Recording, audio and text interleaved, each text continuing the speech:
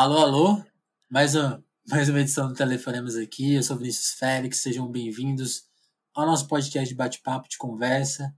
Hoje uma conversa aqui que vai ser um desabafo, né? Assim, foi, é, geralmente eu vou atrás dos convidados, esse convidado meio que pediu para ser convidado, essa convidada, né? Pediu para ser entrevistada e lógico que eu me interessei no que ela tem a contar, no que ela tem a dizer, porque tem um pouco a ver com o assunto que está na pauta do dia. Você deve estar ouvindo esse podcast aí pelo dia 30 de outubro, mas a gente está gravando aqui no dia 28, que é esse ataque do Bolsonaro ao SUS.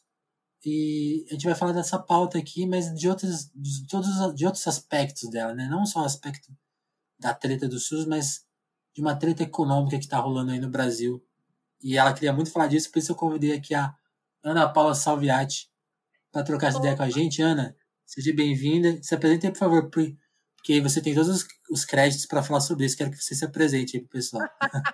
Olha, eu sou ouvinte do podcast Telefonemas. Para mim é uma honra estar aqui.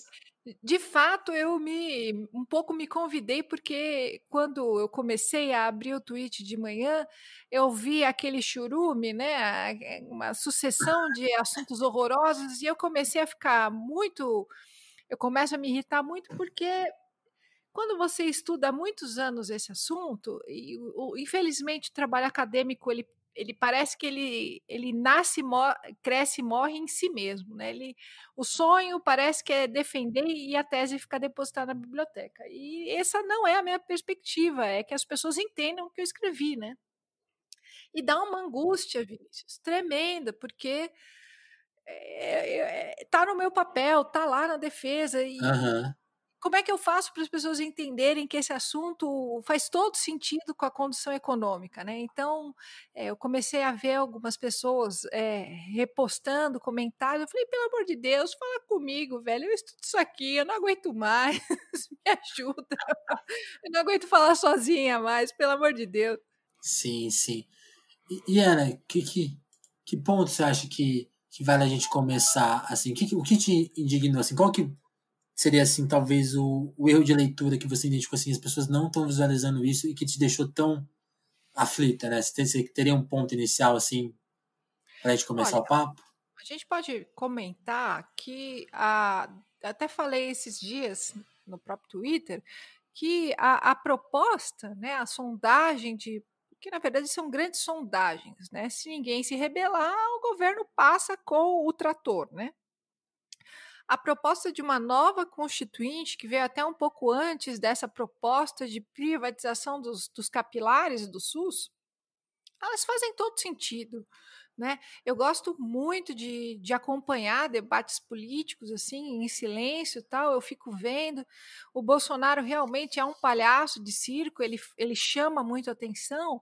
Mas o meu trabalho, né, a minha análise é ver um pouco como essas estruturas, essas placas tectônicas se mexem por detrás, né? Porque a gente fica muito se debatendo no quão cretino o Bolsonaro é, e a gente pode perder a vida inteira falando disso, mas a verdade Sim, é que existe um movimento muito afinado, muito racional por detrás de toda essa macaquice que ele faz, né? E esse movimento de desconstrução do Pacto de 88, desconstrução do Sistema Único de Saúde, é algo que vem desde que a Constituição de 88 foi posta em pé. Né? Então, é um arco, né, Vinícius? Existe uma trajetória aham, comum. Então, por mais que eu entenda quando a gente fala, é uma cortina de fumaça, tal, não vai passar, que é o que os meus amigos economistas costumam falar, mesmo assim, né, a tentativa de que isso se desconstrua de fato ou indiretamente é muito grande desde 88. Né? Então, as pessoas, e principalmente, né, Vinícius, o debate sobre economia é lixoso no país, né? A gente, infelizmente, tem uma formação pública de economia muito ruim, né? Como em vários outros assuntos, mas estou falando daquilo que é o meu material de trabalho. O debate da economia é sempre muito mal colocado, então, quando as pessoas começam a ver, né, até li um rapaz falando, eu li um liberal, qual é o problema disso? Bom, eu podia dizer que o problema é ter lido um liberal, né? O que você espera que um liberal comente sobre privatização do SUS, né? Então, Uhum. o ponto de debate sobre recursos econômicos, sobre condução econômica é indigente. Né? E aí a gente começa a falar sobre privatização de unidade básica de saúde, eu literalmente começo a perder a pressão, né? Porque o debate é muito mal posto, é muito mal pautado, né? E as pessoas, humildemente, elas não entendem do que se trata, né? Eu espero que com esse movimento que se deu nesses últimos momentos, as pessoas entendam do que se trata desmantelar o SUS, né? Mas não é intuitivo, não é intuitivo. O receituário econômico é muito forte, né, Vinícius? Na televisão se fala de Sim. economia como se fosse uma receita de bolo, né? Ou economia doméstica, né? O que é pior ainda. Sim, né? Tem esse eu acho um barato quando vão falar dos ministérios da ala ideológica, né? Esse termo Uhum, usado dessa forma eu acho sim, um barato porque ele está muito errado, né? Ideologia de alguma maneira, tem até um episódio que um amigo meu falou assim, é você conectar coisas que não tem muita relação, né? Então sim. essa coisa de ligar a economia com uma receita, com a sua notinha de casa, suas coisinhas assim, tipo, gastei tanto e ganhei tanto, pô, preciso Sim. economizar. O quanto que gestar não, cuidar de um Estado não tem relação de fato com isso, né? Não tem Não nenhuma é, não é relação. você não é uma casa, né? Não é uma casa e se vende Você como não é uma uma casa. casa, você não emite sua moeda, velho. É uma indigência. E assim, né? Eu já Hum, passei alguns anos lendo muita matéria, tal. Hoje eu só assisto um pouco de jornal e mesmo assim, quando eu estou em sala de aula, sempre vem alguma coisa, algum comentário comum que você tem no noticiário e tem o exemplo da economia doméstica, como você está colocando. Primeira coisa que o nosso ouvinte pode ter uma boa dimensão do quão hum. distorcida é a coisa é que o nosso ouvinte, eu e você, nós não emitimos moeda, certo, Vinícius? Então, para ir no supermercado e para pagar a conta do banco, o nosso ouvinte não emite a moeda da Casa Salviati, certo? O Vinícius não emite a moeda Casa Félix. No supermercado, eles vão olhar para Infelizmente. sua casa, infelizmente, eles vão olhar para sua casa e vão dar risada. É disso que se trata, gente. O Estado não trabalha com limites domésticos. Quem trabalha com limites domésticos somos nós. O Estado emite a própria moeda com que ele paga as coisas. É completamente desvirtuado o debate, né? E é desvirtuado, tem má fé, não é ignorância, é má fé, porque são jornalistas especializados no debate econômico, sabe? Então, assim, tem uma Aham. condução, você puxou a questão ideológica, existe a condução ideológica, e aí eu retorno à ideia de que, assim, nós estamos chafurdados até o pescoço, sabe? A gente tem que começar do beabá, porque não existe essa comparação possível. Não existe essa ideia de que existe apenas um caminho para a condução econômica e que existe a necessidade, então, de cortar os gastos, porque os únicos gastos que são cortados no nosso país são os gastos sociais, não são os gastos de condução monetária, velho. E eu sei que até escrevi agora no Twitter, né, um pouquinho do que é que eu estudo, né? Porque a galera começou a achar que eu estudava o sistema SUS mesmo. Eu estudo política monetária e política fiscal, né? Duas coisas que são dois palavrões. O problema é que estudar isso é estudar o plano real, é estudar a dívida pública, é estudar a desvinculação de receitas, é colocar as duas mãozinhas na lama, entendeu? E Sim. significa que quando a gente ouve que o governo, né, que a economia precisa reduzir os cortes, nunca dá-se a entender que os cortes que estão aumentando o gasto público é da própria condição monetária. Isso é muito doido. A própria condução, a própria gestão da economia do país, ela produz endividamento público. E ela é um fator cavalar de endividamento público. Né? E quanto mais a economia regride, e a nossa economia só regride, isso quer dizer que ela é cada vez mais agrícola, cada vez mais de serviços terceirizados e de precaríssima remuneração, menos capacidade ela tem de desenvolver divisas internacionais. Já estou falando o gringolês aqui. Onde eu quero chegar, gente, é Uhum. que essa história de cortar serviço público, cortar a AMA, velho, cortar literalmente a ponta do Sistema Único de Saúde, não significa jamais terminar com o Sistema Único de Saúde só ali na ponta. É terminar com o Sistema Único por completo. Essa trajetória de tentar terminar com o Sistema Único de Saúde nasceu com ele, entende? É como se fosse uma chaga aberta do próprio SUS. Todo o parlamento, todos os governos desvincularam receitas. Hoje, nossas desvinculações de receitas são na casa dos 30%. Então, assim, se fala de gastar, de diminuir o gasto público, mas o grande gasto público que gera e que exige redução dos outros gastos públicos é a própria condição econômica. E não se fala disso e nunca vai se falar, né? Porque é a própria Sim. forma do plano real que produz, né, gastos públicos pela sua gestão orçamentária. Eu sei que eu estou falando o chinês, mas é exatamente isso que eu estudo e é exatamente isso que me dá essa cirrose enorme de ver essas questões sendo colocadas, né? Como se o gasto público do SUS fosse realmente ser a solução dos nossos problemas, porque nós gastamos muito, né?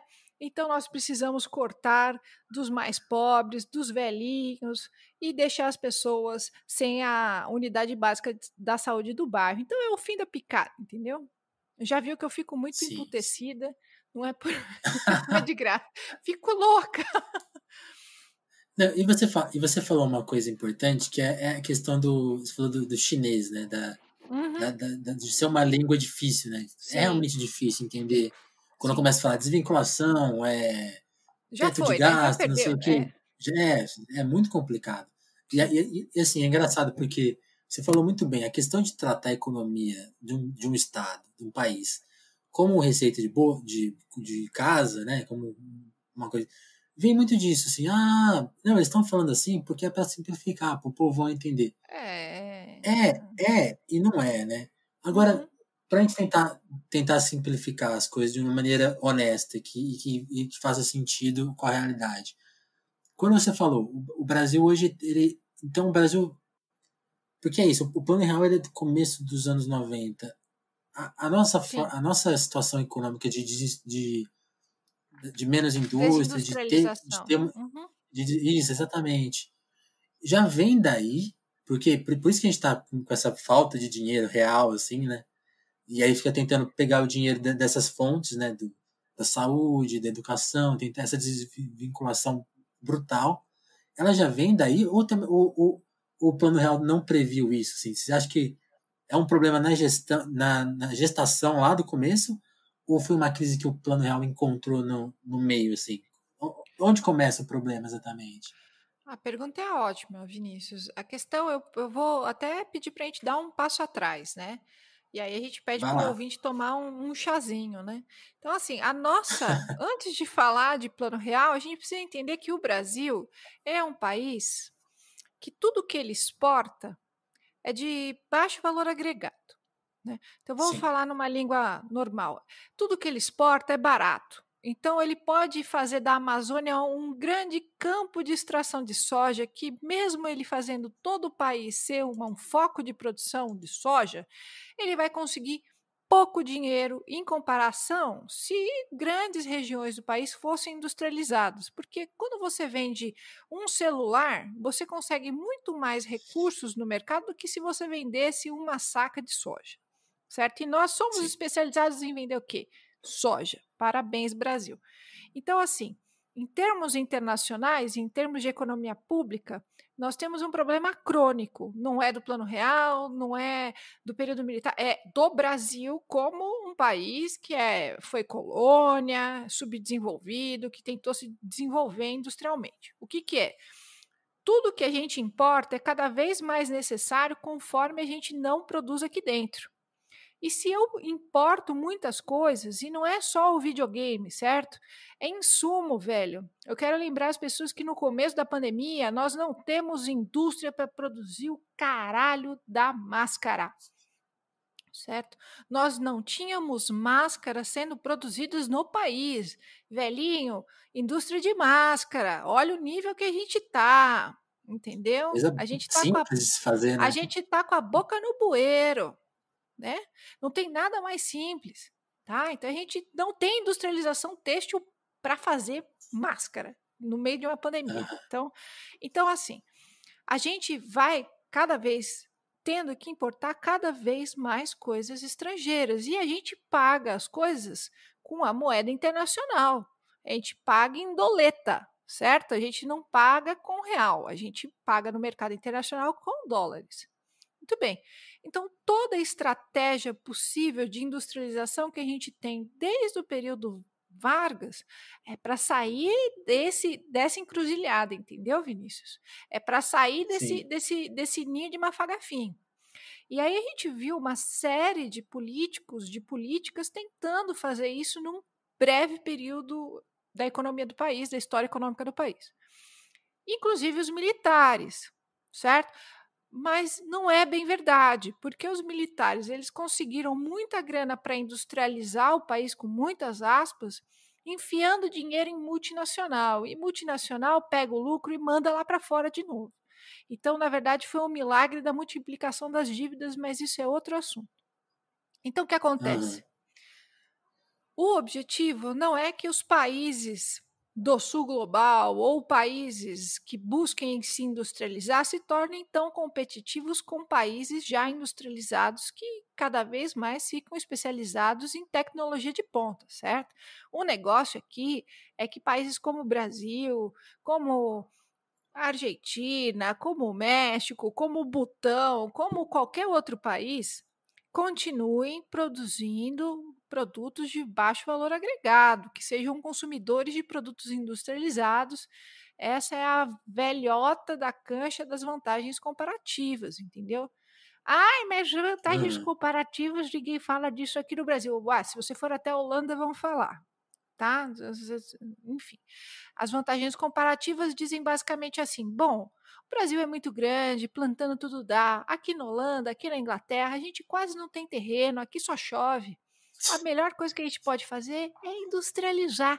Então eu me industrializo daqui e você produz produtos Planta aí. agrícolas daí. E tudo é harmonioso, o mercado vai gerar uma harmonia e um ursinho carinhoso vai dizer fim no final. Questão que o mercado não funciona assim. O mercado não funciona assim. Né? Então, o problema principal é que os produtos industrializados, como eu disse, são muito mais caros que os de baixo valor agregado que cabe a nós produzirmos. Né?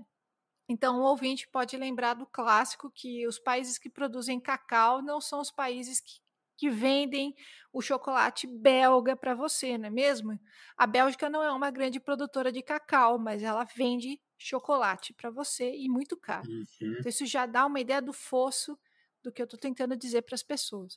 Então, Vinícius, houve um momento no país, na história do país, que ainda estava em debate formas de tentar sair desse jogo, né? Desse ninho de mafagafinho que era tentar alguma forma de industrialização. Só que o Plano Real abandona qualquer política agressiva de industrialização. Na verdade, ele faz o contrário, ele aplica processos de desindustrialização, mas ele não inicia isso. No próprio fim da ditadura militar, o fim, eu digo, de 78 até 85, né, que quando eles passam o boné para frente, a gente já tem a desestruturação do milagre econômico, como ficou conhecido, porque nós somos um país que não consegue fazer nem a crítica histórica do próprio país. Os anos 80 é a lambreta descendo a ladeira, e a gente retorna ao circuito internacional nos anos 90 com o Plano Real.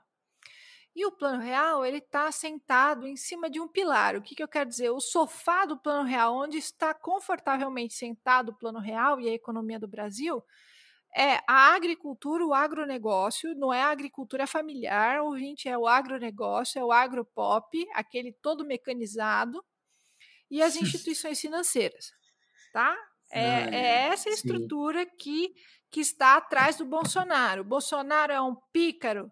É um pícaro. Ele é uma pessoa que alimenta os nossos instintos mais primitivos? Sim. Mas a questão de fundo, a que organiza a pauta econômica, esse cara não caiu até agora, porque a pauta econômica está sendo perfeitamente conduzida, entendeu?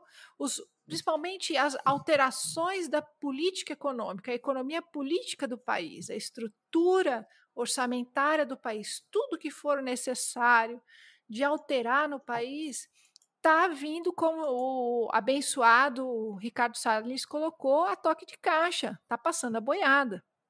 Então, Vinícius, quando eles falam da ideia de fazer uma nova constituinte, o que significa, velho? Significa que a questão orçamentária vinculada no papel do Estado. O que é a Constituição, amiguinho? Constituição é o texto que diz o que é o Estado para o brasileiro, certo? E na Constituição de 88, depois de muita briga, pode ter certeza, e o texto ficou aquém do que muitas alas progressistas desejavam, se vinculou a algumas peças orçamentárias. Isso significa assim, olha, alguns serviços sociais públicos do Brasil vão ter origem de receita e destino fixo de receita. E isso é uma tortura. Ninguém tira. Vocês tiram a mão daqui. Eu garanto a receita, a origem da receita e garanto o destino da despesa. E esse é principalmente a Seguridade Social, certo? E os caras ficam loucos, eles querem morder a porta, entendeu? Porque esse é um orçamento constitucional. Então, entra o recurso e já vai direto para lá. Então, desde 92, a primeira DRU foi com o Collor, que é Desvinculação de Receitas da União, olha que nome bonito, nós desvinculamos 20% do orçamento vinculante, Vinícius, 20% do orçamento que ia direto para a Seguridade Social, certo? E por qual Temer, para a gestão econômica, né? Gestão econômica, Sim. A economia do país é muito complicada, né, Vinícius? Não pode gastar tanto. O Brasil não... Como dizia os grandes liberais do nosso país, a Constituição não cabe na economia do país. Eu acho que todo mundo que pegou alguma vez a economia para estudar já ouviu essa desgraça, né? Como se a gente tivesse criado um mundo de fantasia e nós não temos recursos para manter. O Temer, em 2016, Sim. aumentou de 20% essa desvinculação para 30%, certo? Além da PEC do teto de gastos, tá? A ideia é que a gente desvincule esse orçamento, que a gente desestruture a peça fundamental de 88 para que todo o recurso que passe a ser tributado, ou seja, arrecadado pela máquina do Estado, vá direto para quê? Para a condução da política monetária. Mas o que raios é a política monetária? É a condução do Plano Real. Uhum. Certo? Eu sei que é muito enigmático o que eu estou falando, mas a economia, nobre, caro ouvinte, não é a gestão dos recursos públicos, dos gastos públicos, é a gestão da política monetária. É a gestão do Plano Real. A economia não se dá porque nós gastamos muito e temos que gastar menos. A economia é oferecer mais recursos para se gastar mais na condução da política monetária. E política monetária, por incrível que pareça, não enche o estômago de ninguém, né? Não dá vacina, né? É incrível isso, mas nada disso é dito, entende? Essa é a minha cirrose. As coisas são distorcidas. Sim. As coisas são distorcidas. Sim, essa grana que é desvinculada, quando ela vai para esse lugar que você está falando, né, que é, sei lá, pelo que eu estou entendendo, é manter a economia formal, tipo, é manter o real vivo, assim, seria. É exatamente isso. Significa o quê? Muito ótima pergunta também. O Plano Real é um plano que se destina ao controle inflacionário. Ponto final. Mas ele... Não, ponto final. É a única coisa, o único objetivo dele é o controle inflacionário a partir de uma matriz monetarista. Ponto. Vamos traduzir isso. Isso significa que o objetivo final do Plano Real é garantir que os preços relativos dos produtos brasileiros sejam estáveis. Outra tradução é fazer com que não haja inflação no mercado interno brasileiro para que os produtos importados eles fiquem competitivos ao mesmo tempo dos produtos produzidos internamente e vice-versa, né? Os produtos Sim, nacionais, enfim. Ou seja, Vinícius, o objetivo da condução monetária do país é esse. No fim e ao cabo, é garantir a paridade do real, a estabilidade da moeda, certo? Por que sim. isso é importante? Como é que o real faz isso? Ele já fez da forma Gustavinho Franco, da forma onde a gente tinha a âncora cambial, mas a gente sofreria ainda mais contando como funcionava. E a gente tem a forma Armínio Fraga, né? Não é que é a forma Armínio Fraga, mas ele que liderou as alterações. E nessa forma, a gente garante que o real garanta a estabilidade da inflação, tem alguns instrumentos que o Banco Central se utiliza, e aí é que está a nossa questão. Esses instrumentos utilizados pelo Banco Central para garantir a estabilidade da inflação geram gastos públicos. Certo. Essa é a questão. A condução da política monetária do Plano Real gera gastos públicos, gera gastos fiscais. Então, para que você precisa economizar na boca da criança, né, na porra do saneamento básico, né, na construção de moradia, no posto de saúde, para garantir a condução da política monetária? Ah, você está dizendo que a política monetária não é importante? Não estou dizendo isso. Estou dizendo que a única finalidade da economia brasileira é a política monetária. E ela não é Sim. dita isso de forma honesta, ela é desonesta. Entendi. Então sim, Assim, isso vou sem entrar em tentar. muitos detalhes, né? Porque aí eu posso começar a falar da repimboca da parafuseta, né? Quais são os mecanismos, enfim. Aí a gente vai chorar mais uma hora aqui falando, mas posso falar. Não, sim, sim. Não, então assim, acho que tentando traduzir o que você está falando, vamos ver se eu entendi. Assim, Uhum. a base é só manter a moeda de pé. E exatamente, acho que você está tentando dizer assim, cara, a base da economia brasileira é muito fraca. Ela não quer manter ninguém empregado, ela não está pensando na saúde de ninguém, ela não está pensando em nada. Ela Uhum. só tá, assim, como a gente mantém assim, uma aparência de que o mercado aqui ele existe. Então, os produtos brasileiros têm mais ou menos o preço dos gringos, o produtor brasileiro consegue vender lá fora de alguma maneira, né? Vende muito bem, Assim, porque com o real cada o vez dólar nesse mais preço, né? desvalorizado, o cara vai vender toda a Exato, produção de arroz dele lá para fora. Ele não é idiota? Hum? Ele não exatamente, é né? idiota. Por isso que, Ele produz arroz não para alimentar bocas, mas ele produz arroz como mercadoria, certo? e aí que eu acho que talvez entra em um outro ponto interessante, Ana, que é assim, acho que a economia, né, como ela é posta na mídia e é isso que eu acho foda. Assim, ela tá um pouco na nossa mente dessa forma. Parece que ela só existe esse modo de se pensar. Então, Ah, sim. sim, tipo assim, quando você fala assim, pô, o cara que produz arroz, ele olha o dólar a 5 conto e não vai pensar no mercado interno. E aí acho Não. que tem muita gente que fala assim, ele tá com a razão, né? Porque assim, vamos priorizar o lucro.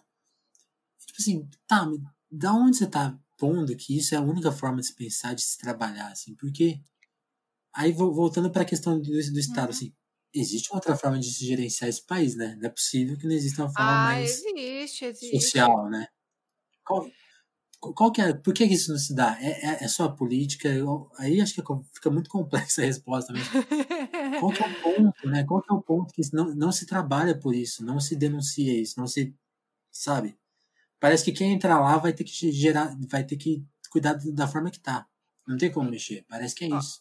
olha, então vamos por partes, como diria Jack Stripador. Se você é um Aham. produtor, então vamos dar nome aos bois. Você produz arroz como mercadoria, podia ser arroz, podia ser pinga, podia ser carro, podia ser uma boneca injetada, é mercadoria, certo? Por mais que você seja um homem bom, um grande produtor de arroz, certo? você vai exportar, senão você vai quebrar, a não ser que você seja um produtor de família, né, as pequenas produções, que se encaminham para a produção interna do país, certo? Mas se o seu norte é a produção do arroz simples como mercadoria, você tem que exportar, senão você vai quebrar, certo? A questão é, o Estado, ele abre mão de algumas comportas, como, por exemplo, o estoque de alimentos dele, o que faz, por exemplo, que o Estado tenha uma reserva de alimentos que pode influenciar no preço do mercado. Mas o ponto, eu acho que onde você quer chegar mas é isso, né? É basicamente isso. Então, não tem outra forma de você organizar a economia do país? Tem sim. Desde que não passe pela. Veja, o título da minha tese é Carapaça Dura Feita de Aço. O plano real. Significa o quê? Sabe o besouro, né? Quando ele cresce, ele tem que sair daquela carapaça. Né? A carapaça, se ele não sair, ele não cresce. Né? Então, o plano real ele não é feito para que o país cresça. O plano real é feito para que o país se torne uma grande fazenda mecanizada, certo? O plano real, o objetivo dele é que o Brasil seja um grande exportador de valorizações de títulos financeiros, certo? Ele não é feito para outra coisa. Tá, Brasilzinho? Então, se você exige outra coisa, se você espera que o Brasil seja outra coisa, então a gente tem que colocar em debate o plano real. E esse é o problema. Isso vale US$1 milhão. Quem é que vai debater o plano real com um debate tão indigente da economia no nosso país? Quem que tem coragem de colocar isso em pauta, velho? Né? É impossível, né? A Porque gente tem um... Exato. Eu não sei se é impossível, mas eu sei que é a mesma questão de colocar. É a mesma noia de colocar a Constituição. Eu que peço desculpa. A gente está numa barra funda tão grande que o parlamento é um esgoto, certo? A mídia econômica é terrível.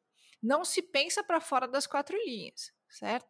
A questão toda é que o modelo, a forminha de fazer capeta do Plano Real é o consenso macroeconômico que funciona na Alemanha, nos Estados Unidos, no Japão, certo? Um modelo de gestão é o modelo de gestão neoliberal da economia. Então o problema é o neoliberalismo. Olha, quando isso aqui não era neoliberalismo, a gente estava na condução econômica da ditadura militar. E eu posso garantir para você que de milagre econômico não teve nada. Certo? O que a gente teve foi um milagre da multiplicação das dívidas. Então, o que a gente precisa entender são duas coisas: que o debate econômico está para além dos limites que é colocado, né, que nos é colocado diariamente, e que se a gente quiser mudar as estruturas da inserção da economia brasileira, a gente está literalmente falando de uma revolução. Certo? A gente vai revolucionar com R maiúsculo, com todas as letras maiúsculas, a gente vai revolucionar a inserção brasileira em qualquer lugar. Mas você está falando de revolução, isso é um exagero. Eu acho que se a gente quisesse trabalhar aqui como a Finlândia, eu sempre tenho um aluno que me pergunta da economia da Noruega. Olha, até para você querer ter uma economia tal qual a norueguesa, digamos como se isso fosse possível, você teria que fazer uma revolução, é disso que se trata.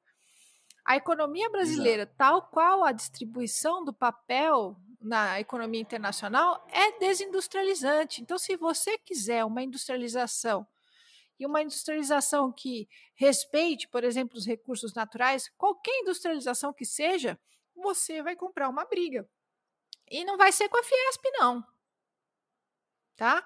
Por quê? Porque a industrialização garante, além de diminuição dos importados, uma remuneração muito melhor, velho.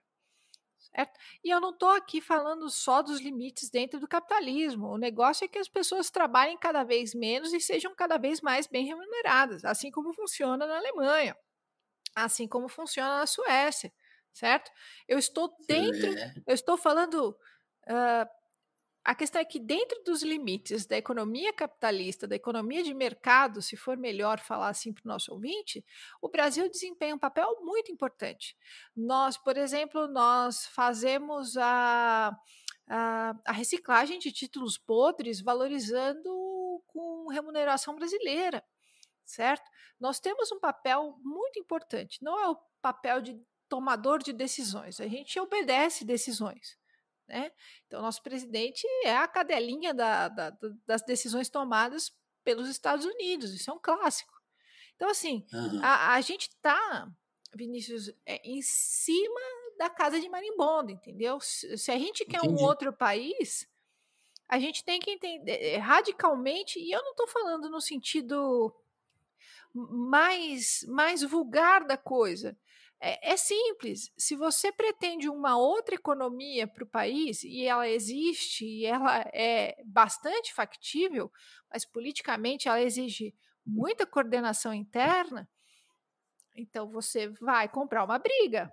E vai comprar uma briga grande, uma briga, digamos assim, desde o período colonial. Lembrando que o nome do Brasil é o nome de uma das mercadorias que fez com que o país se transformasse em algo importante para Portugal, né?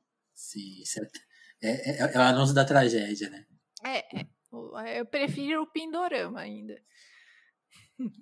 Não, um dia vamos voltar a Pindorama, com certeza. Mas, Ana, aí um ponto que se apresenta. Você falou, o Brasil está nessa cápsula, né, nessa casca. Uhum. Então, daqui vamos supor, a gente não sai.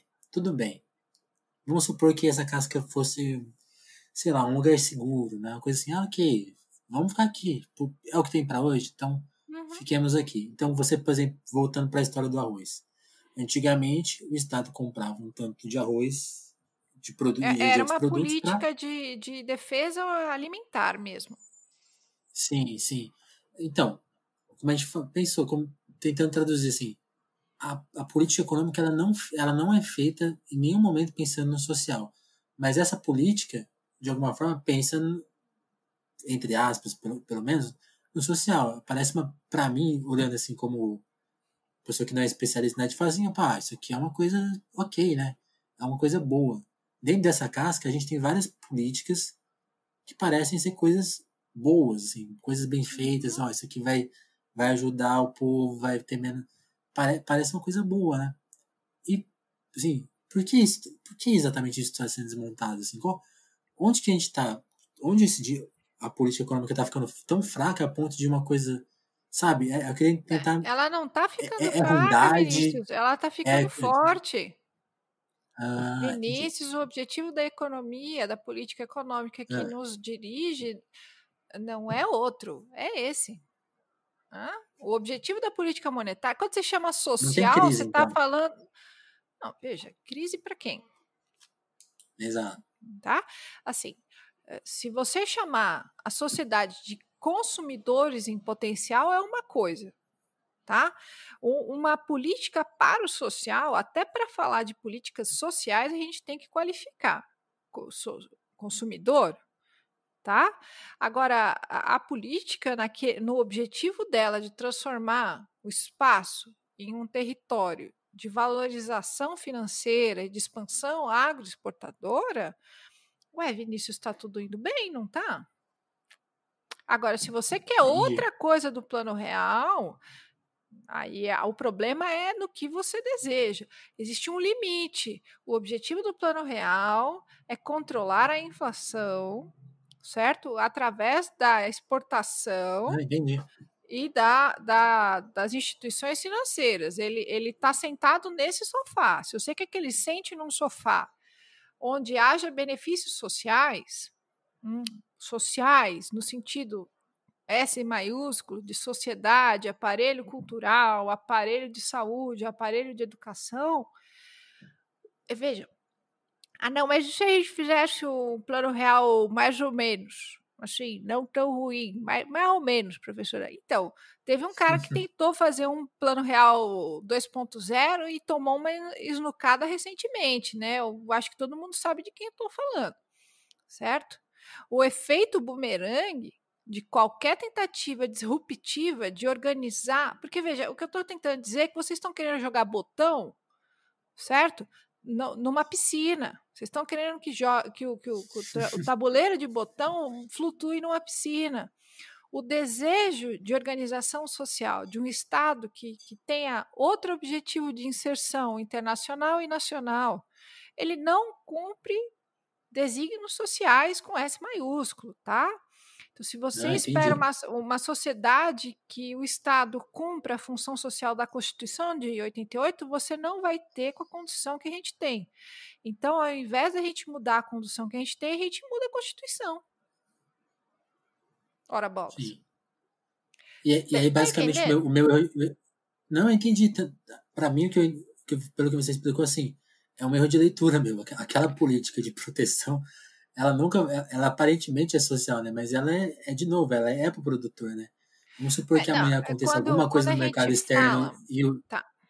Quando a gente fala de a política de proteção a alimentos, é uma política feita, veja, é a exceção à regra, certo? A gente está Entendi. no capitalismo selvagem aqui, certo?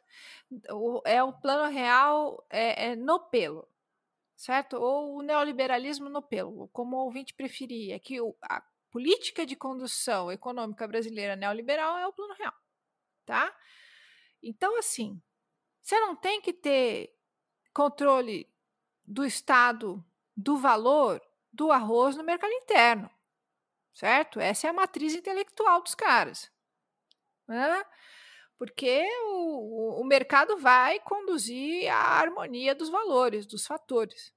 Então, assim, não tem que ter política de seguridade alimentar, certo? Uhum. Se o preço aumentar, aumentou. Você faz uma pauta no jornalismo dizendo quais são os alimentos que podem substituir o arroz e o feijão.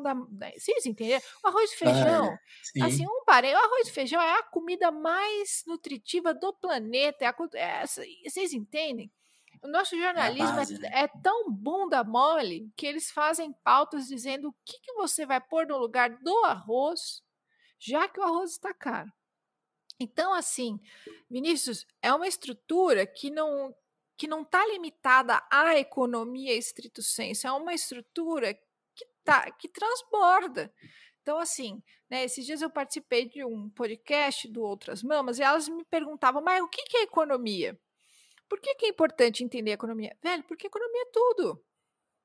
Economia é a pauta do jornal que fala para você substituir o arroz por batata. E quando a batata tiver cara, ele vai falar para você se alimentar de fotossíntese. Entendeu? A economia está em todos os lugares. Isso é muito complicado.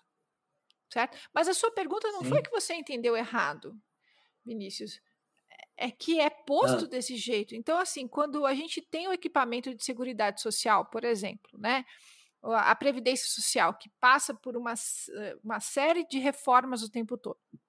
Lá atrás, na Constituição de 88, foi criadas receitas vinculadas à Seguridade Social, certo? As receitas, entre elas, estão a folha de salários, a folha de lucros, o PIS e alguns outros recolhimentos importantes. Se a gente tem reformas trabalhistas onde as pessoas param, elas deixam de estar com carteira assinada, como é que você recolhe o dinheiro que ia para a receita da Seguridade Social? Com que dinheiro você vai ter orçamento para garantir o aparelho de Seguridade Social se você faz uma reforma dessa? Você não tem. Então, é uma ótima estratégia para você acabar com a Constituição de 88, essas reformas que acabam com a estrutura das receitas vinculantes, uai. Não tem mais receita vinculada. A fonte da receita acabou, então é óbvio que a Previdência Social vai sempre ter um problema, o que é uma questão muito discutível, enfim, entende? A coisa é muito mais Não, sim. sofisticada. Sim. Ela vai deteriorando. É quando você tem uma geladeira aí na Praia Grande, entendeu? Ela vai ficando enferrujada aos pouquinhos. Sem você ver, ela vai enferrujando. Ela vai se perdendo. Sim, sim. Não, e é isso, né? A Constituição, ela seria um porto seguro, mas desde o dia 1 dela, ela é combatida. Então, é isso, sim, basicamente. É basicamente assim, porque, entre outras coisas, no texto constitucional, existia, por exemplo, grupos que queriam garantir a receita e despesa, por exemplo, para o Ministério da Saúde, né, para garantir o SUS. Parte do SUS, o SUS está no organismo da Seguridade Social, mas ele também é um organismo autônomo, né, ele é um aparelho autônomo. Então, se fazia-se uma baita de uma força para que o SUS também tivesse receita e despesa vinculada, e não conseguiu passar. Então, veja, o que a gente tem na Constituição de 88 foi uma baita de uma como é que fala quando você faz a queda de braço? E veja, e a gente está querendo depauperar esse bagulho, que assim, né? Então, eu entendi uma hora que você ia fazer uma pergunta, né? Bom, se o Brasil continuar nessa casquinha, o que continua? O que acontece com o Brasil? Pô, o Brasil vai virar o Chile. Isso que eu entendi. O Brasil vai secar, né? Sim, vai secar para quem, né? A pergunta é sempre importante. Para quem que vai secar, né? Porque vai secar lá para os bichos do Pantanal, vai secar para mim, vai secar para você.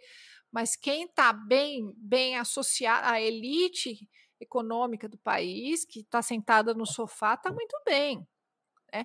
Porque a gente tem que ter noção de que o desenho brasileiro é de uma desigualdade social atroz. Atroz. E quando eu digo isso, parece que eu estou dizendo absolutamente nada, né? O que eu quero dizer, Não, mas ouvinte, é assim, por exemplo, eu tenho um amigo que mora na Espanha, agora em Barcelona.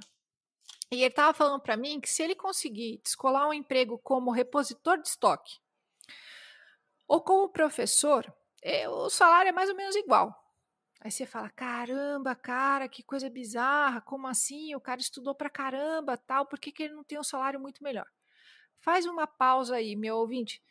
A coisa lá é tão diferente que mais ou menos todo mundo recebe o mesmo piso de salário, com algumas pequenas oscilações, mas é incrível, todo mundo tem, com o salário mínimo médio, dignidade, não é mesmo? Isso porque eu estou falando da Espanha, hein? Eu não, lá também tem uma desigualdade de já renda. passou por umas, né? Opa, e a desigualdade de renda dos países europeus só cresce. Né? E mesmo essa estrutura está cada vez mais capenga. Onde eu quero chegar é que aqui a gente naturaliza que, porque eu estudei muito, eu tenho condições de ter um salário mínimo médio, porque o salário mínimo de fato é mais ou menos 5 mil reais, certo? O salário mínimo que a gente recebe, né, os milzão, ele está aquém do salário mínimo cumprir a sua função social umas 5 vezes menor, certo? Então, a classe média brasileira, na verdade, é a classe baixa. Então, né, a classe essa é a média grande brasileira. ilusão, né? Essa é a grande ilusão que faz com que você, classe média, se ache um bonzão, um fudidão.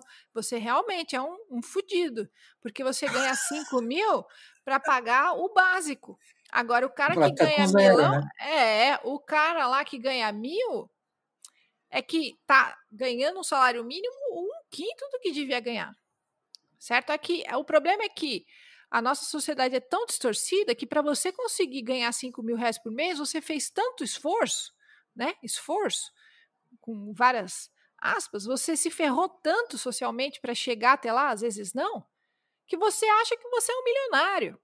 Porque grande parte da população, junto com você, ganha no máximo 5 mil reais. Certo? Isso porque eu não estou falando nem renda per capita, estou falando 5 milão. Certo? O cara tá achando que ele tá surfando. Por quê? Porque ele come 3 vezes por dia. Olha só que incrível. Ele paga as contas em dia, ele já acha que ele tá no auge do sabugueiro, entendeu? A gente não vê a distorção, a gente não vê o tamanho da desigualdade porque a gente naturaliza a desigualdade. Certo? A gente acha que é questão de sucesso. Eu ganhar 5 mil. Você tá ganhando salário mínimo básico, velho. Aí é que está. Nós exportamos soja, nós valorizamos o capital e nós garantimos uma mão de obra bem baratinha. Certo? Isso aqui está tudo dando certo, Vinícius. Só não está dando certo para mim e para você. Certo? Mas para a organização econômica que o Brasil se propõe a participar, ó, chuchu. E aí, Ana, acho que quando você fala assim, economia é tudo, as pessoas vão falar, mas ela fala isso porque ela é economista. Mas não é, sabe? Porque eu acho que toda essa explicação, ela ajuda a gente. Aí você me corrige se eu estiver errado, assim, porque Uhum, aí fica a impressão que fica para mim. É a seguinte, quando a gente fala no desemprego, uhum, parece um projeto. Parece um projeto. Quanto mais gente desempregada, melhor. Quando a gente pensa na pandemia, quanto mais gente morta, melhor. Pô, menos gente que vai ganhar aposentadoria, é um uhum, desempregado a menos, tudo isso. Então, quando a gente pensa na questão da violência, tá mesma coisa. Quem uhum, tá roubando é o miserável, miserável mesmo, assim, que não tá nem perto dos R$ 1.000. uhum. Ou que tá. Aí você fala assim, pô, e as cidades no Brasil elas são deformadas, né? De novo. Por quê, né? Porque, de novo, a mesma questão, assim. E aí isso explica. Aí é engraçado. Aí que você vê que a forma que a gente entende a sociedade está distorcida, a forma que nos querem pôr na cabeça que a sociedade é mais distorcida ainda, e por isso que a gente vota errado, por isso que a gente não entende o governo Lula, por exemplo, eu acho. Por isso que a gente não entende muita coisa. É por aí?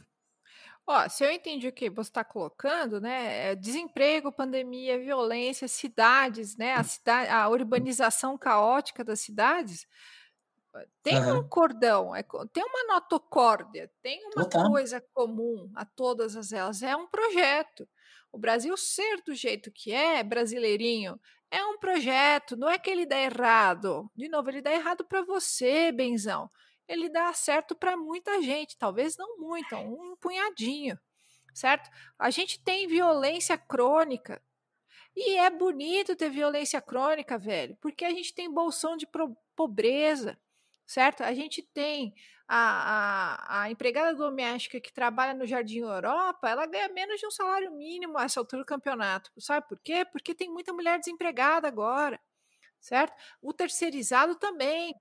Não vamos esquecer que o nosso presidente, ele deu um reajuste abaixo do possível 2 anos seguintes.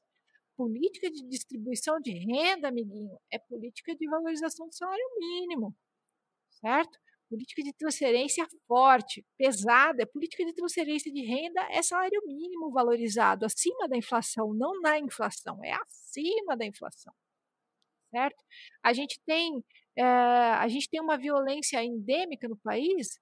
Bom, a gente tem um país que se baseou na mão de obra de uma população imensamente maior, superior em termos numéricos, de uma mão de obra que foi escravizada por maior parte do tempo, certo? Do dia para a noite se fez uma lei que não garantiu direitos nenhum para essa grande massa de população, e em algum momento houve alguma política de reparação? Não houve, houve política de embranquecimento. Certo? Então, assim, esse país, para quem faz história, para quem conhece história, ele faz sentido. O problema é o sentido que ele faz. Certo? Exatamente. O problema não é entender o sentido do Brasil, o problema é aceitar o sentido do Brasil. Né? A Você fica pandemia. meio assim, tipo, é isso mesmo que vocês queriam, cara? Que lixo. Mas é porque está na nossa bunda, né, Vinícius? Falando assim, num português castiço, né? Nós não estamos, né? A pandemia mata quem? Mata principalmente quem precisa do SUS, velho, né? Desemprego é ótimo, Vinícius. Quanto mais gente desempregada, menos eu posso, eu mais, perdão, vou reformular. Quanto mais gente desempregada, menos eu preciso pagar. E quanto mais gente informal, menos ainda, velho. Certo? A seta tá cruzada. Dá murro em Sim. ponta de faca. A estrutura da nossa economia é feita para ter mais mercado, não menos mercado. O problema é que soluções de mercado são soluções selvagens, entendeu? Uhum. Na interpretação do mercado, todos nós somos proprietários de nós mesmos. E se você não tem mais nada além da sua mão de obra, você pelo menos pode pôr no mercado a sua mão de obra para vender. Se tiver muita mão de obra igual a sua, eu vou Ferrou. pagar, eu que estiver interessado em comprar sua mão de obra, eu vou pagar aquilo que eu quiser. Então, tem gente desempregada, tem gente morando em cortiço, tem gente morando em favela, tem gente dependendo do Estado, tem gente dependendo de filantropia, né? Coloquei dependendo do Estado, né? Como se eu fosse a esposa do Dória, né? Tudo isso faz com que essas pessoas Esses estejam, preguiçosos. esses preguiçosos, isso tudo faz com que as pessoas estejam cada vez mais vulneráveis, gente. Se elas estão vulneráveis, qualquer política cola, velho. Não é algo tão enigmático. Quanto mais miserável for a população, mais conduzida ela será. Mais massa de manobra ela será. Quanto mais ela se alimentar de migalhas, mais fácil conduzir economicamente. Certo? Sim, sim. Eu não sei se eu respondi direito, se eu falei tanta coisa que eu não falei nada, viu? Você me desculpa. Não, Ana, respondeu sim, porque acho que todo o seu texto nesse papo, assim, indicou o tamanho da enrascada. Assim, a enrascada é estrutural. Uhum, Então, assim, por isso eu queria até. Por isso que eu mencionei a questão do governo Lula. Que eu uhum, acho que, como ele é lido, vamos pegar a média de como ele é lido. Uma fase positiva da economia com muita corrupção, né? Então, ele é lido na média dessa forma, assim, deu errado porque roubaram muito. Foi o problema. E aí, voltando à questão da mídia, um ponto que eu acho curioso. Eu me lembro, assim, é engraçado, quando a gente lembra do passado, assim, a ditadura, a gente tem que recorrer aos livros, né? E eu uhum, já tô ficando velho a ponto de conseguir lembrar de uma coisa que eu vi, eu mesmo vi, uhum. que era a questão, assim, pegar um jornal da Globo na época ali da pré-impeachment. Tá. O desemprego no Brasil era menor do que é hoje. Sim, sim. As pautas eram, cara, o desemprego tá matando a população, as pessoas estão Uhum. ferradas, e a corrupção, a estrada. Eu lembro de uma matéria assim que eu entendi errado essa matéria até pouco tempo atrás, eu acho. Talvez até hoje. Que assim, a estrada no Brasil era mal construída porque o dinheiro da corrupção foi desviado. Ah, meu Deus. Isso é uma tragédia, tragédia, tragédia, tragédia. Pô, desemprego, desemprego. Aí hoje a gente chega nesse momento que o desemprego tá muito acima do que estava naquela época e a gente não vê essa pauta. Esses dias você mesmo tweetou uma matéria lá que era assim: troque os equipamentos da sua casa para economizar. E você colocou Uhum. bem: compre, né? Então, Sim. assim, tá todo mundo desempregado e a pauta é para comprar. A pauta ainda não chegou. Isso dá uma medida do interesse. Sim. E aí eu queria que você falasse assim, da sua visão. O que será que foi o governo Lula para a gente entender um pouco por que então a gente teve esse momento de seguridade social mais cuidadosa. Era esse o jogo de botão na piscina que você falou? O É um que foi pouco isso? disso. Na verdade, se é que houve algum problema no governo Lula colocado nesses termos, é que, Hum, veja, a China parou de demandar a exportação de soja brasileira, não é mesmo? Hum? Se o governo Lula, na hora que ele passa o boné para Dilma, a questão é que, assim, se o governo Lula tivesse entrado no segundo governo Dilma, por exemplo, e aí a gente está fazendo futurologia, não é bem o meu campo, mas, assim, ah, o Brasil teve o boom da commodity puxada pela China. A China precisava da nossa soja e do nosso milho para alimentar o porco chinês. Ok, brasileiros? Nós tivemos toda aquela exuberância econômica de PIB crescendo a 10% ao mês, vendendo soja para porcos chineses comerem, ok? Muito bem. Quando a China sente um desaquecimento internacional a partir, né? Isso fica muito contundente já em 2015, mas a coisa já estava diminuindo um pouco antes. Bom, a economia brasileira, que é uma grande especializada em milho e soja, ela obviamente vai ter uma queda muito abrupta, uai. Como é que faz? Se a nossa especialização é vender produtos de baixo valor agregado, se o nosso principal comprador uhum, diminui, não tem mistério nenhum. A sim. questão é que é como se fosse um ponto fora da curva, né? Tudo daria certo no plano real se a China tivesse comprando do Brasil toda a produção Sem de parar. soja sem parar. O problema é que isso ia significar o quê? Cada vez mais desmatamento, enfim, né? Cada governo tem esse pitch, né? Esse timing para controlar. Mas o governo Lula, ele foi muito exuberante economicamente através da exportação de grãos. certo? A expansão do programa Bolsa Família é um programa ele não é um programa de compressão de desigualdade social como da qualidade do salário mínimo. Vou tentar me fazer entender. Né? O salário mínimo faz com que as pessoas tenham uma remuneração acima da inflação, né? E você distribua a participação dos lucros socialmente. Entende onde eu quero dizer?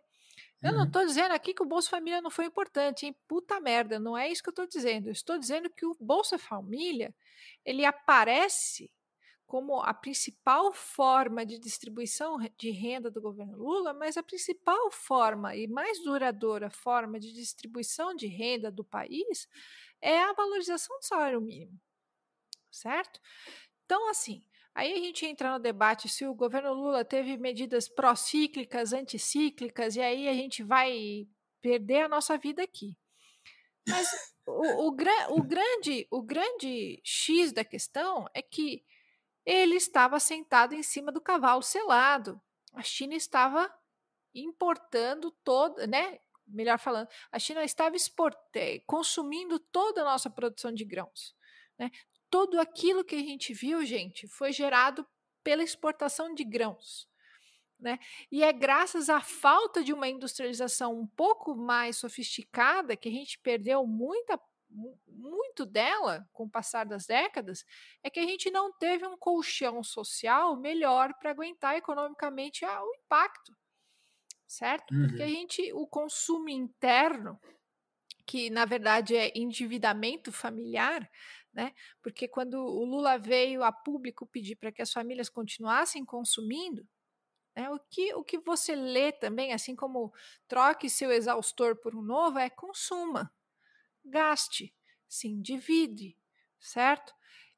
Com o fim do aquecimento econômico, muitas famílias de classe C, D, ou até mesmo né, de C, D, E, B, né, porque afinal, né, classe média, todas elas ficaram extremamente endividadas.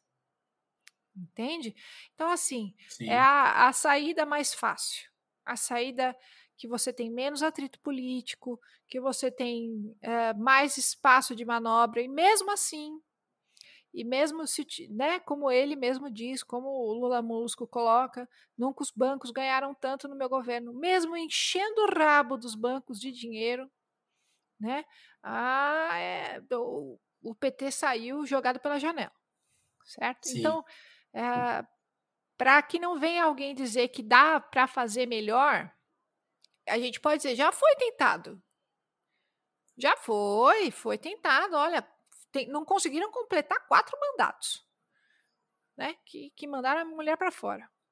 Então, assim, eu sei que eu estou falando um monte de coisa, mas, assim, é um debate muito fino no sentido, assim, tem muitos detalhes, né? Sim, porque é isso, né?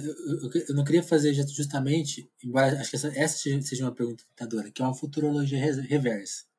Que seria assim, o que seria um governo com essas características que a gente tem e já teve, pegar o FHC, pegar o Bolsonaro e o Temer, o que seriam, aí que eu não sei se cabe a futurologia reversa, o que seria eles no momento da bonança? Pois Será que a gente consegue imaginar isso? Ou eles não existiriam nesse momento, justamente porque eles não servem para isso? Uai. Não, claro que existiriam. Eu diria até de forma botequeira que a nossa sorte é que eles não pegaram a bonança. Imagina um governo Bolsonaro com a economia do Brasil crescendo. A gente nunca mais ia sair dessa fossa. Veja, a economia do Brasil ela não cresce graças à economia do Brasil. Ela cresce porque alguém está exportando, está consumindo as nossas exportações. E esse alguém é a China, certo? Que tem mais de 1 bilhão de pessoas para alimentar. Os chineses não comem soja, Brasilzinho. A gente alimenta o porco chinês. Vocês estão entendendo onde a gente se encontra? Imagina o tamanho do crescimento, né? Porque veja, eu cresci 10%, a China também, então a gente está crescendo igual. Não! Jesus, conta de porcentagem. Então, a grandeza da porcentagem também é diferente. Né? Então, assim, tem todos esses detalhes. Né? Então, assim, imagina se o Bolsonaro estivesse pegando uma economia que cresce a 10%. Filho do céu! Né? E outra coisa que você coloca, assim, é muito interessante, né? Que as pessoas estão sofrendo, estão se rasgando por dentro, porque a popularidade do Bolsonaro cresceu durante a pandemia. Mas, gente do céu, o Sim. Bolsonaro, querendo ou não, gente, em que mundo a gente vive, velho? Né? Em que Foi planeta a paizão, né? gente vive? Porra, velho, se você perguntar para minha mãe, se você perguntar para sua mãe o que é que faz um vereador, ela vai olhar para sua cara, entendeu? E vai ficar no mudo, entendeu? A gente não fala em sala de aula para que serve um vereador, a gente não fala sobre poder legislativo. Eu fui professora de ensino médio durante anos. Eu tive 2 aulas para falar de ditadura militar e redemocratização. No terceiro colegial, 2 aulas, velho. Eu não consigo falar de sistema político, certo?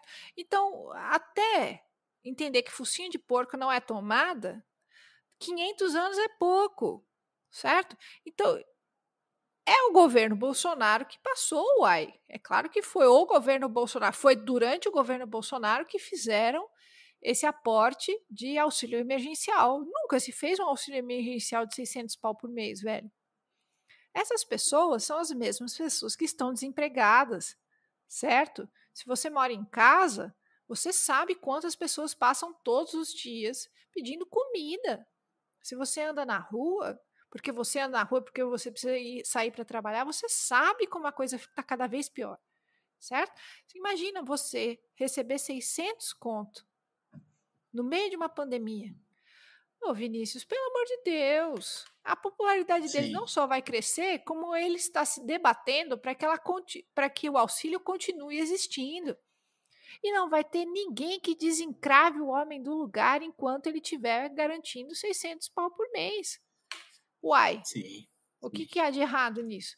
Então, assim, se o governo Bolsonaro estivesse crescendo a 10% ao ano, eu estaria crescendo 10% ao ano. A gente provavelmente não ia ter política de distribuição de renda tão fortes. Então, ele provavelmente não ia fazer grande questão de ampliar o salário mínimo acima da inflação, mas muita gente estaria empregada, então, né? Tudo bem? E provavelmente ele manteria o Bolsa Família, porque ninguém é muito louco, né, para desmantelar o Bolsa Família. Né? Ele poderia até aumentar o Bolsa Família. Imagina só. É isso que eu acho que a sua pergunta é super interessante. Imagina só se o Bolsonaro pega uma curva econômica de 10% ao ano e mantém a 600, 300 conto o auxílio emergencial dele. Nossa. E aí, José? E aí, José? Por quê? Né? Ana, Ah, porque eu acho que o ponto é esse, né? Como você falou, a casca é essa. Então, uhum, quando não houver uma revolução que mude ela, a gente vai lidar com as ideologias políticas dentro dela. uhum. Então, assim, ok, que a esquerda seja mais cuidadosa economicamente social, eu não tenho nenhuma dúvida quanto a isso, assim. Mas pela sua leitura super bem embasada, acho que tá dado, assim. Se não tiver uma mudança da estrutura, vai se trabalhar dessa forma, que é uma forma limitante, que é uma forma cruel com as pessoas, assim. É uma Então, forma que a gente está fazendo por é, isso que eu acho importante a gente sem. ler, porque Sim. só, só querendo Uhum. completar, assim, os processos políticos, eles se dão justamente nesse tempo e espaço, né? Então não tem como a gente pensar, pô, mas se tivéssemos tido uma reforma dentro do... aí já é muita imaginação. Então, pensando nesse limite da ideologia política que a gente tem nesses momentos, que seria o Lula, o Bolsonaro, seria no máximo uma centro-esquerda, talvez. Uhum. Eles pegam, de novo, tudo que acontece de bom e ruim dentro dessa máquina, desse cavalo, como você falou, esse cavalo selado, que tá andando aí, uma hora sobe um, sobe outro, cada um pega num ponto. Só que ao mesmo tempo que eles pegam cada um no seu ponto, a gente entende, lê eles a partir dali também. Então a gente, por exemplo, a gente lê o Bolsonaro como cruel. Muita gente vai ler ele como positivo. né? Essa quebra-cabeça que é duro, né? Então, aí também a gente lê o Lula como positivo, muita gente vai ler ele como ruim pela contradição, né? Então, é uma enrascada complicada mesmo de sair, né? Eu acho que a melhor forma da gente entender que a gente vive num sistema onde a gente tem a socialização dos prejuízos e a privatização dos lucros, certo?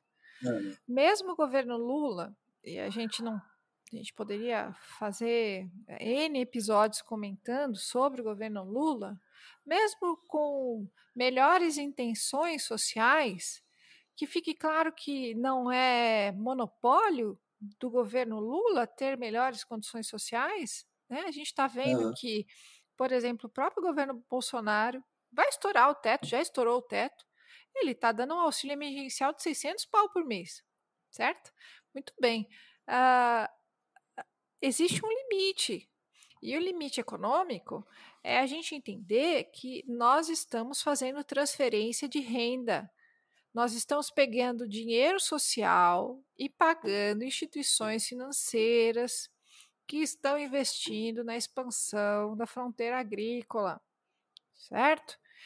O que não fica visto, e que nem foi muito o que a gente falou, é que, mas se eu ganhasse os meus R$ 600 por mês, eu queria mais é que o mundo terminasse em barranco. Então, brasileirinho, a questão toda é que da forma como o Brasil é inserido internacionalmente, quanto mais o brasileiro se esforça em produzir, quanto mais o trabalhador sai para trabalhar, enfim, mais a gente, uma grande parte do dinheiro produzido, da riqueza nacional produzida, que não é investida para aparelhos públicos sociais, ela vira valorização de títulos ou de instrumentos financeiros. E esses instrumentos financeiros, eles não querem morrer em reais na mão.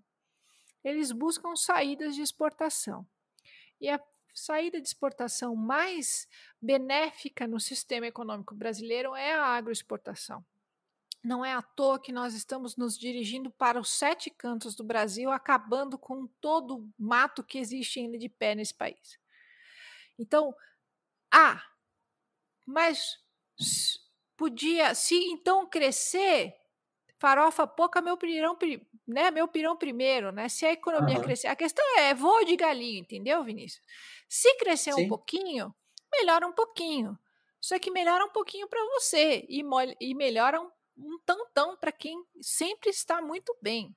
Então, assim, é muito difícil falar assim, né, em pouco tempo, porque, veja, às vezes eu respeito muito cientistas políticos, mas pega um pedacinho.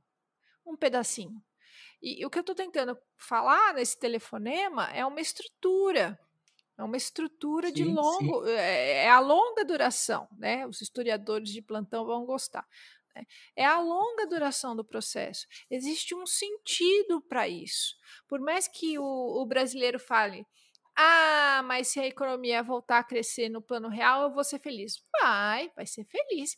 Vai sim, mas é um voo de galinha. E dali talvez 10 anos, ou 5 anos, ou talvez 3 anos, porque o voo vai ficando cada vez menor, você vai se ferrar cada vez mais, porque a cada 10 anos que você cresce, você passa 30 em recessão, ou em depressão, ou em crise, o nome que você quiser dar.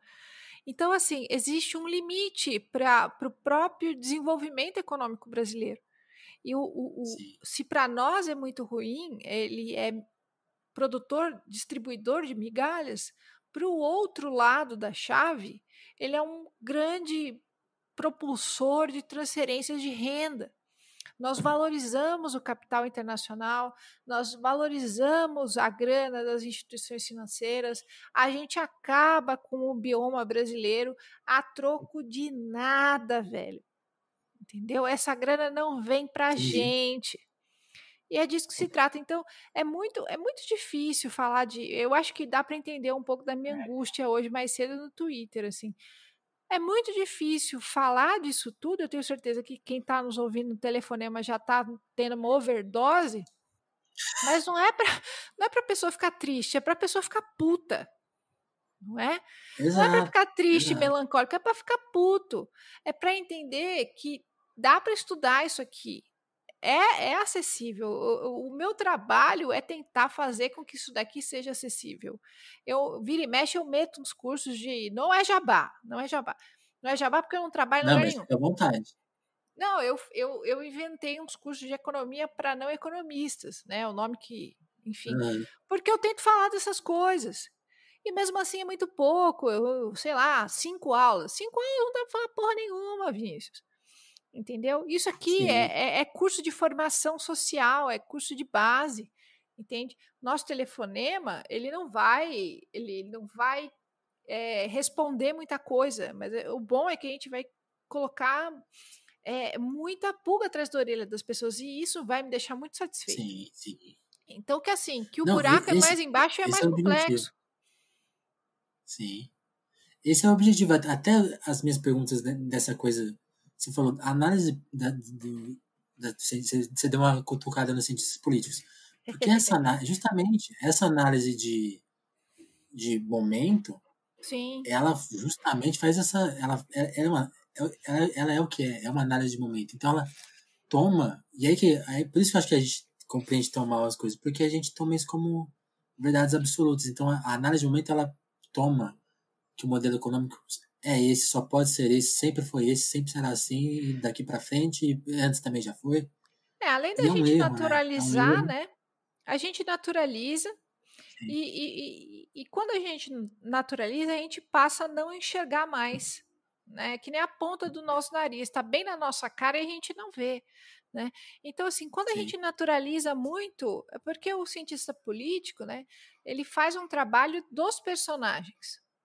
O que eu estou tentando fazer aqui é um trabalho de, de, de, é, de tentar entender a peça do teatro inteiro, entendeu? Né, se o cientista político está olhando o personagem, eu estou tentando entender o sentido da obra, né? Então, assim, me vejo muito mais como historiadora, por mais que o conteúdo da minha fala seja econômico, a matriz Uhum. do meu entendimento é de história. Né? Eu olho como historiadora para os desenvolvimentos econômicos. Né? Então, isso é muito diferente e é muito solitário. Assim, eu fico muito feliz com essa possibilidade de falar com os nossos ouvintes aí do Telefonemas, porque é muito solitário. Porque, porque eu preciso falar anos a fio para que a pessoa mais ou menos esteja entendendo o que eu estou tentando dizer. Não é Sim, é um muito curso duro. de 5 dias, e eu não estou menosprezando o espaço, mas que as pessoas entendam que existe muito assunto a ser debatido e que uma das pautas, por exemplo, é formação de cursos como a gente pode falar, de base, de formação de base. Né? Ao invés da gente aceitar que se tire filosofia e sociologia, né, das escolas, que a gente tenha cada vez mais, né, que esses conteúdos sejam cada vez mais transversais, né, que a gente possa ter espaços culturais para que os adultos também possam frequentar e que cursos possam ser geridos e que a gente tenha plataformas para fazer isso de uma forma calma, porque isso pode parecer pouco, mas imagina se a gente tivesse um espaço onde em 5 anos a gente pudesse trabalhar vários assuntos como esse. Eu tenho certeza que em 15 anos muita coisa seria diferente no nosso país. Eu sei que eu estou Sim, falando 5, sim. 15 anos e o ouvinte pode estar assustado, mas isso não é nada, velho. Isso não é nada. O nosso país ele fica Não, girando em falso o tempo todo. a gente tá girando em falso desde. Vai. Não, a gente pode colocar, não, sempre. Mas eu fico pensando assim, desde. Acho que desde 2015, eu não vejo. Eu lembro que eu comecei a trabalhar ali com jornalismo em 2013, Uhum. 2012. E era muito comum quando a gente falava de congresso, considerando que vivia-se num ambiente estável, relativamente estável, então entravam pautas que vão modernizar alguma coisa, vão retroagir em outros, e aí se debate, sei lá, maioridade penal, aborto, vai embora, qualquer tema. Uhum. Acho que desde 2015 eu não vejo um debate desse sendo posto. Assim, todos os debates mais polêmicos e quentes do nosso Congresso há pelo menos 5, 6 anos, e você está falando em 15, já é metade desse período, Uhum. é, é de retirada de direitos, é de Eu desmontagem achei. então, Eu achei que É você bem fosse grave, né? falar, né? Você falou de 2015 para cá. Eu achei que você fosse falar da redemocratização para cá.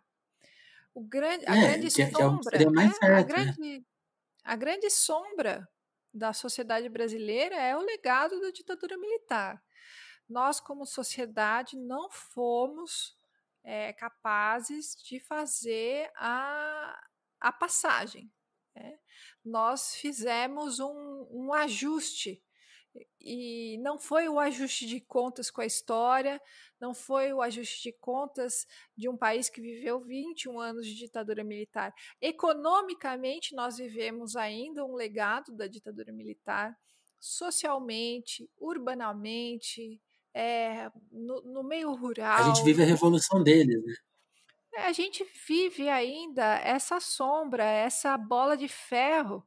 O Brasil ele fica se debatendo o tempo todo em cima de um paradigma que a gente não foi capaz de romper.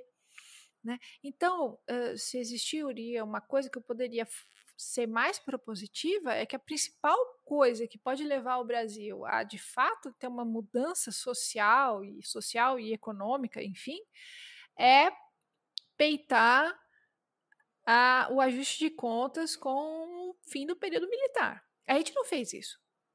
A gente não fez isso, a gente tem um capitão, um cara de baixa patente, arrotando como se ele fosse um grande militar. Né? E Uhum. dizendo que ele é um grande militar, se utilizando dos recursos da ditadura militar como se não fosse algo abjeto. E não é algo abjeto e socialmente claro, porque a gente não fez a nossa lição de casa.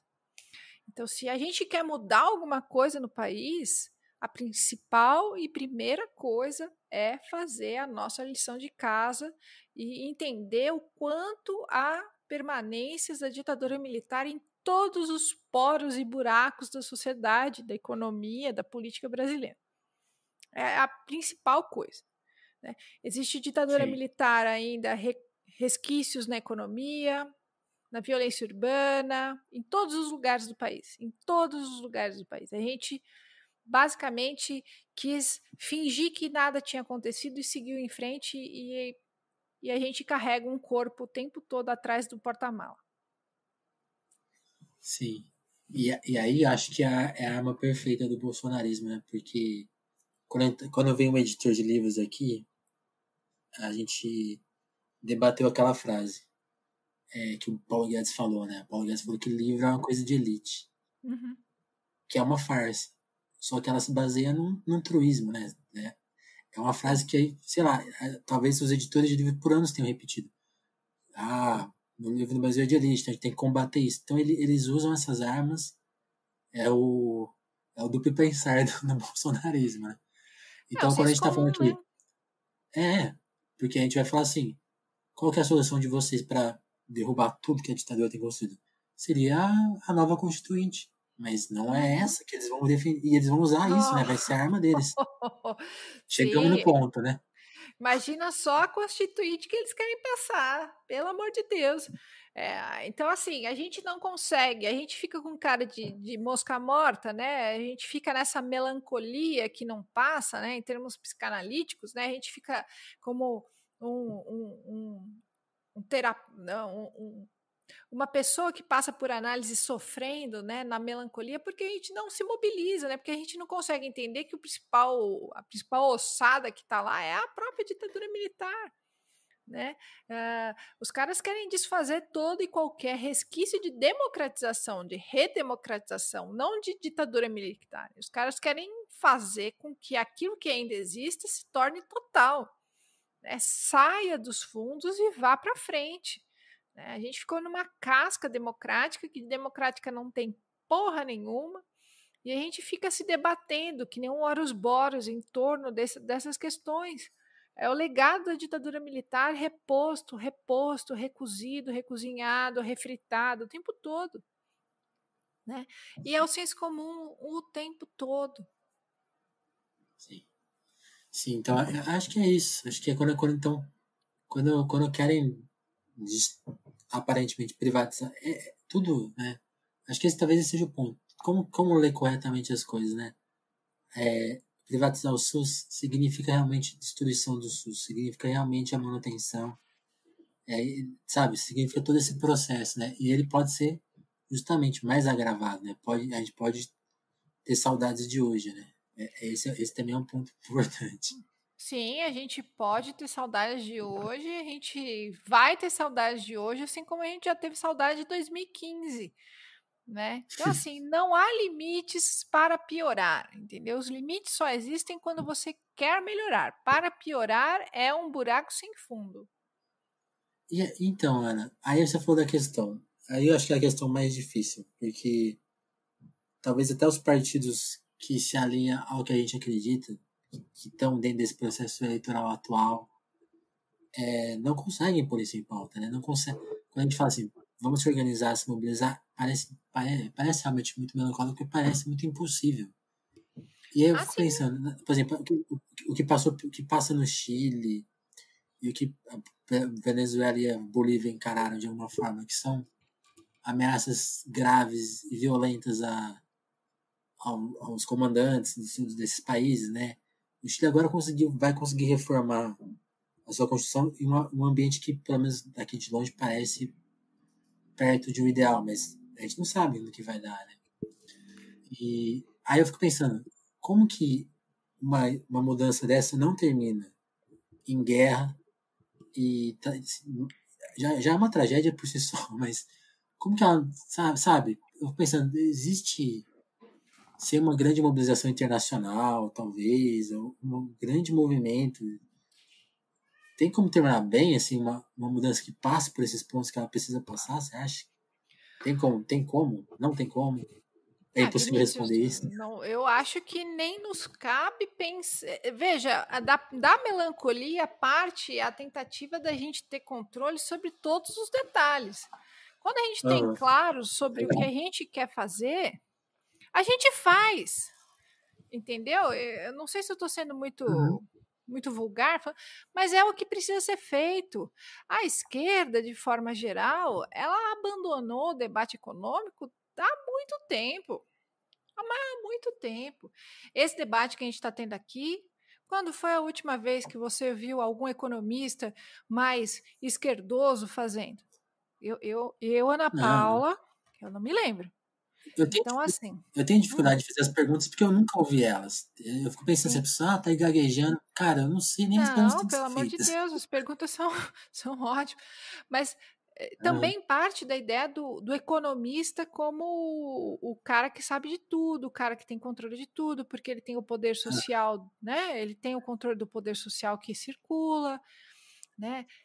Mas assim, eu acho que a gente não tem muito que ficar colocando o que vai acontecer quando acontecer. A questão toda é que se o Chile está conseguindo, e ele não conseguiu do dia para a noite, hein? A ditadura no Exatamente. Chile terminou faz tempo, hein? E eles estão conseguindo se livrar daquela desgraça, daquela constituição do Pinochet agora. Então as coisas não se dão no tempo. Veja, o tempo social, o tempo da forma social é muito diferente do tempo linear cronometrado. Pode ser que demore pouco, pode ser que tudo se dê muito rápido. Mas o ponto de não retorno, Vinícius, não é tanto, olha, o que vai acontecer se a gente puser a mão nesse vespeiro. A questão toda é quando a gente conseguir finalmente mobilizar a sociedade para entender que existe um vespeiro e ela está com a mão dentro dele. Então, assim, mais do que o que a gente vai ter que enfrentar, o que a gente tem certeza que a gente não tem no momento é coro social, né? A gente não tem esse espaço, essa amálgama social que se movimente nesse sentido. Então, a melhor forma da gente conquistar um futuro com um debate ou um horizonte crítico melhor é a gente construir ele agora. Né? E Aham. constrói-se ele agora fazendo, levantando o debate. Na minha cabeça, assim, Ana Paula, né? Não tem a solução de tudo, pelo amor de Deus, nem gostaria, mas fomentar espaços de construção de entendimentos, sem medo de falar.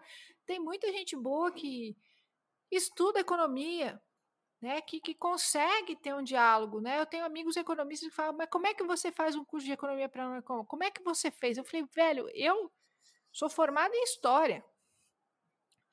Você é formado em economia. Vai lá, conversa. Pensa o quanto é difícil conversar sobre algumas coisas com as pessoas. Então, Uhum.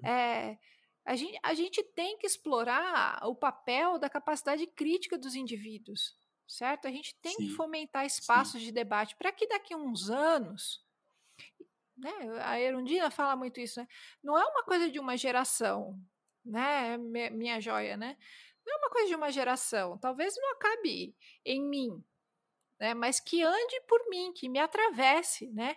Que outras gerações Total. possam se utilizar desse caldo que a gente vai fermentar de construção crítica, né? De que as pessoas, mais do que o entendimento, elas tenham ferramentas para se posicionar, porque, obviamente, vai ter tentativa política de se desfazer, enfim, a gente vai contar com mais ou menos apoio internacional, mas o que a gente sabe é que existem um monte de ossos no nosso armário e a gente finge que não estão lá. E falar sobre esses ossos é falar sobre o nosso futuro, é falar sobre o que a gente Uhum. vai poder vir a ser quando finalmente a gente enterrar esses ossos, né? Quando a gente finalmente fizer o luto deles. Né? Quando a gente finalmente se desfizer do que existe de aparelho militar na sociedade, na cidade, nas casas, na economia, a gente só pode pensar em algo diferente. E olha, Vinícius, ter clareza desses limites é tão difícil. Isso sou eu, Ana Paula, falando.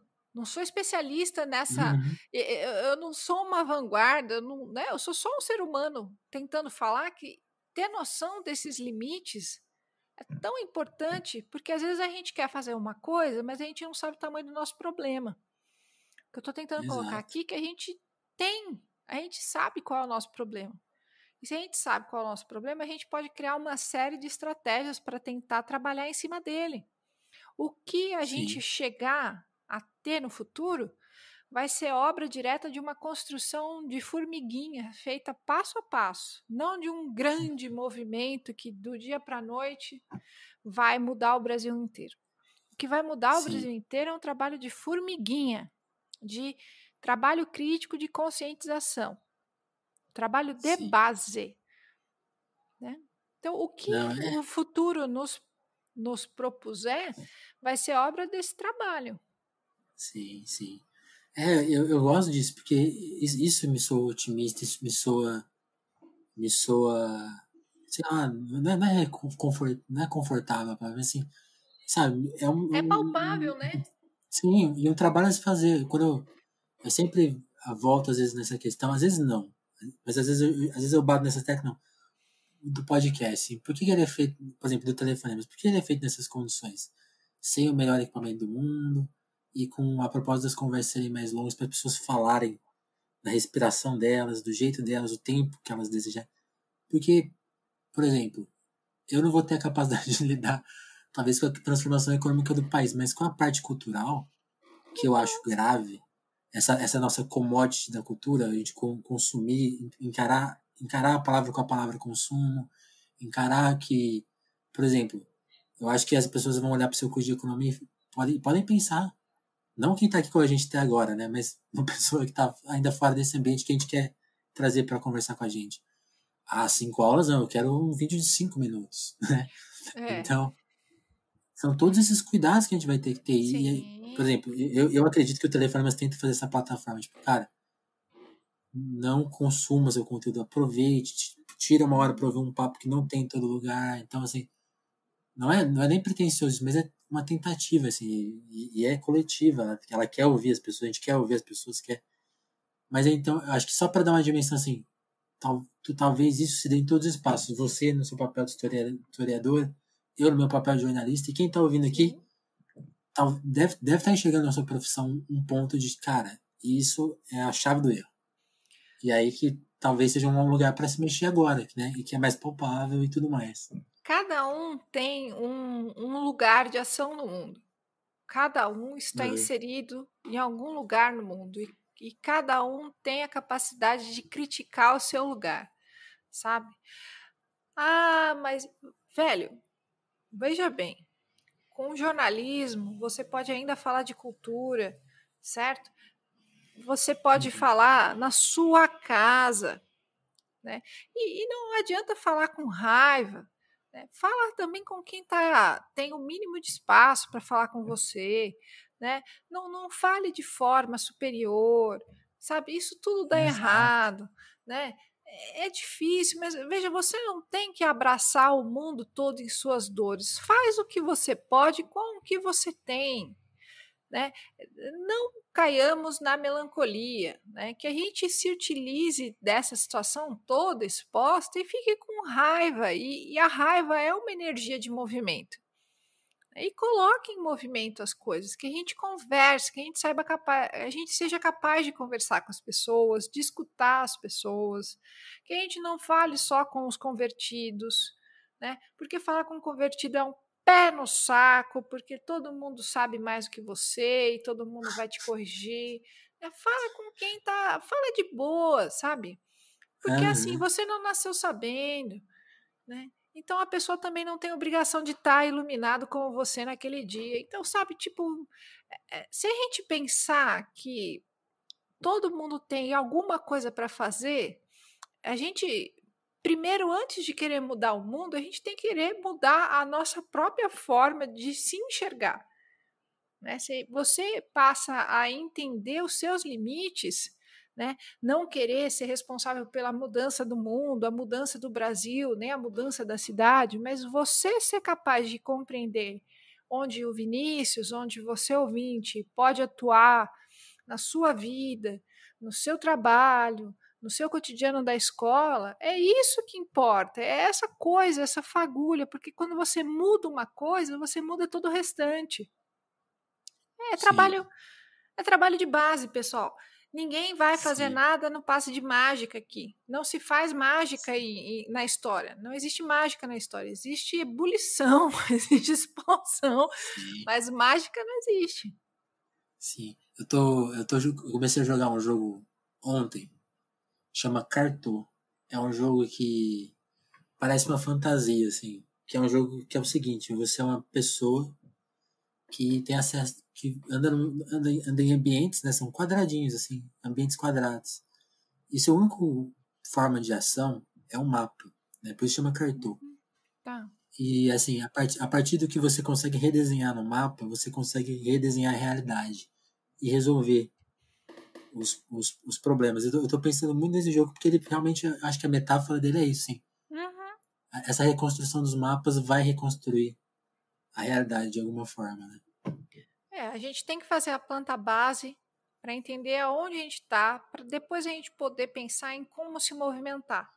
Porque por mais que a gente viva numa grande punheta mental, nós não somos seres completamente metafísicos, né? Nós, por mais que a gente viva na rede social, a gente não é só um avatar, né? Nós somos carne, nós somos ossos também. Então a gente precisa dessa limitação espacial e temporal para poder agir, né? Então a ideia do Uhum. mapa é muito boa. A gente precisa fazer a planta baixa para entender onde é que a gente está. Se eu hoje estou aqui falando com você, foi porque eu quis entender aonde eu estava o tempo todo, desde que eu me dou por gente. Foi essa Sim, minha gana de tentar entender o que estava acontecendo no mundo que eu estou, né, que me fez ficar enchendo o saco de estudar esse monte de coisa insuportável, né? E veja, em 85, quando eu nasci, ou quando eu tinha 10, 15, 20, 25, 30 anos, eu não fazia ideia de que eu hoje poderia estar falando para o seu podcast e ter os seus ouvintes ouvindo o que eu estou falando. Se para algum aham, deles tudo isso que eu acumulei até aqui for instigante e estimulante, já é muita coisa, já valeu a pena. Já valeu a pena. total, total. Ana, queria te agradecer muito pelo seu tempo, pela sua fala. Você queria falar mais alguma coisa? Não fiquem melancólicos, fiquem putos, certo? E estudem, estudem e transformem a vida de vocês, certo? Porque se você transformar a sua própria relação com você mesmo, você também vai transformar a sua relação com o mundo. Vamos apoiar iniciativas de trabalho material, né? Aquilo que você falou, dá uma sensação boa. Porque é palpável. Vamos tentar colocar a mão na massa, vamos tentar fazer coisas palpáveis que estão ao seu alcance. O que não está ao seu alcance não existe, velho. Então, assim, sem melancolia, né? Melancolia não transforma nada. Era o que eu tinha para Ótimo. dizer. Não, que bom eu vi assim, acho que ela quer falar a mesma coisa, deixa ela falar. Foi bom. Ana, queria te agradecer pelo seu tempo, pelo que você quis falar. Foi muito legal a sua manifestação de ir no Twitter e desabafar. Tipo, não, gente, eu preciso falar. Sério, eu estudei isso, eu tenho que falar, alguém tem que me ouvir. E é muito legal, porque é engraçado, assim, como aí vai o meu desabafo, assim, a movimentação, ela obviamente se dá em dois campos. Tem a minha movimentação e tem a das pessoas. E chega a ser um pouco frustrante, embora geralmente seja isso. A gente tem que agir com calma e com paciência. Quando a gente tenta falar com algumas pessoas que ainda não entendem a nossa proposta, ou que também querem falar, mas querem falar para lugares equivocados, né? Então, enfim, temos que agir com paciência, né? E Tem que até as. canja de galinha, né? É, e é bom quando a correspondência se dá de uma forma mais fácil. Você quis falar e você, na hora, você não olhou pra gente com nenhuma segunda. Não é segunda, não é isso que eu quis dizer. Você não olhou com a gente com esse critério que a gente tanto batalha assim, mas é um lugar importante, é um lugar que muita gente vai ouvir, ou pouca gente vai. E acho que isso, assim, foi muito legal da sua parte. É uma forma de se pensar tão mais inteligente, eu acho, tão mais produtiva que amanhã você tá super preocupada, vai falar com um monte de gente. Eu espero que essa mensagem ressoe, essa forma de trabalho que eu acho que é melhor, e eu espero que ressoe e que se abra só mais portas aí para você. E Vinícius, eu tenho que te oxalá, pedir, né? eu tenho que, tomara. E só pedir licença, né, para você, como a gente até te falar, toda edição a gente dá esse lembrete, telefonemas Sim. por todas as questões que a gente abordou. Ele vive independentemente, vive com o nosso apoio, e fica o meu convite a todo mundo que encarou essa 1h40, que entende o nosso conteúdo e que de alguma forma quer apoiar que ele exista, até para você não, às vezes você não quer escutar ele sempre. São 3 edições por semana, às vezes é muito conteúdo, às vezes é muita conversa, mas você quer apoiar, quer que ele continue existindo, quer que a gente converse com mais pessoas. Então entra lá no nosso apoio. Eu quero agradecer quem já está por lá, que já assinou lá com 2, com 5, R$ 25, que é a Eu nossa lista, posso, que é o Douglas posso Vieira. falar Deixa só. Não, pode falar, Vinícius. Eu ia comentar uma coisa sobre a importância do apoia-se, né? Não, tá O... bom. Deixa eu só fazer a lista e você faz o Faz, comentário. faz, faz. Então eu quero agradecer ao Douglas Vieira, ao Juan Borborema, a Dagmar Abrantes, a Lívia Rossati, o Romanelli, a Adriana Félix, Sabrina Fernandes, a Jéssica da Mata, a Ismael Santos, a André Camurça e a Dalva Abrantes. Agradecer muito quem entende a nossa proposta e convidar você a participar do nosso apoio. Pode falar, Ana. Eu ia comentar que o apoia-se, para quem está ouvindo, não pode apoiar ou ainda não apoia, é importante porque, assim, veja, é cultura, velho. As pessoas estão tentando fazer cultura da forma como elas podem. Né? A gente ainda vive nesse mundo, né? E as coisas precisam ter dinheiro para serem feitas. Então, se você vai no cinema, se você curte assistir um filme, assistir uma música, isso também é cultura, isso aqui também é espaço de debate. Né? É importante apoiar quem produz conteúdo de cultura. Né? A gente tem um podcast, eu e o meu esposo, e a gente também, eu quero muito agradecer a cada um que nos apoia. Né? É uma forma de incentivar, né, Vinícius, o trabalho que a gente faz. Muito importante. Sim. Fico feliz que o Telefonemas exista e que tem tanta gente boa apoiando. Valeu, Ana. Então é isso, te agradecer pelo papo e te desejar outros bons papos aí que você cobrou, agora o pessoal te chamou. Então espero que renda. Espero que sim, mas já rendeu. Se eu estou falando com você, já rendeu. Sim, sim, sim. Valeu, Ana. Um abraço Valeu, aí. abração.